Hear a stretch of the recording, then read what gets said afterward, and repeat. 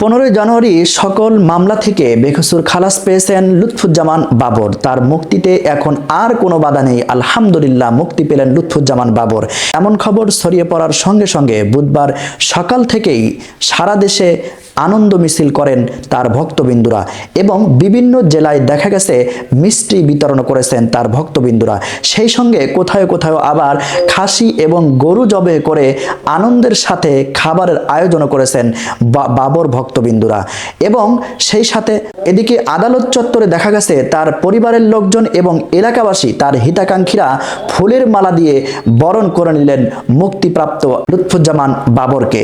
কারানন্দিত লুৎফুজ্জামান বাবরকে বরণ করে নিতে অধীর আগ্রহে রয়েছেন হাওর পাড়ের লাখ লাখ মানুষ। তারা তাদের প্রিয় নেতার মুক্তির অপেক্ষায় ক্ষণগণনা শুরু করেছেন।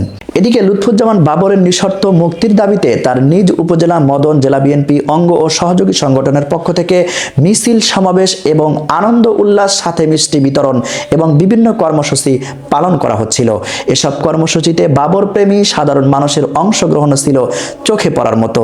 স্থানীয় বিএনপির নেতাকর্মী ও সাধারণ মানুষের সঙ্গে কথা বলে জানা গেছে লুৎফুজ্জামান বাবর সংসদ সদস্য ও স্বরাষ্ট্র প্রতিমন্ত্রী থাকাকালে তিনি নিজ নির্বাচনী এলাকা থেকে মোহনগঞ্জ, খলিয়াজুরি ও মদন উপজেলা সহ জেলার সার্বিক উন্নয়নে গুরুত্বপূর্ণ ভূমিকা রাখেন, যে কারণে তিনি পুরো জেলাবাসীর কাছে খুব দ্রুত সময়ের মধ্যেই আস্থাভাজন ও জনপ্রিয় হয়ে উঠতে পেরেছিলেন।